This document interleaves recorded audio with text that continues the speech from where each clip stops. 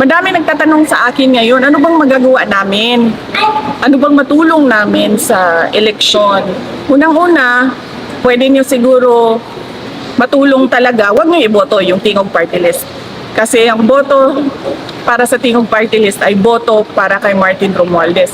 Isipin nyo, 3 na yung seats niya sa House of Representatives. Yung distrito niya sa Tacloban, yung 2 upuan niya sa Tingog Party List. Yung upuan ng asawa niya, yung seat ng asawa niya, yung seat ni Isidre. So, hindi dahil hindi ko masagot yung mga tanong nila sa confidential funds. Ayaw kong sumagot sa mga pagmamayari ni Martin Romualdez.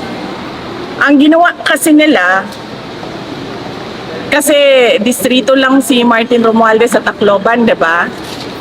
So, wala siyang personality na kumuha ng budget para sa buong bansa. Kasi distrito lang yung sa kanya eh. So, ang ginawa niya gumawa siya ng party list. Eh, ang party list, pwede yan sa buong bansa. Kahit saan. Doon pumapasok yung pondo, yung pera sa party list niya. Ano ang pwede nating sabihin na mag-substantiate niyan?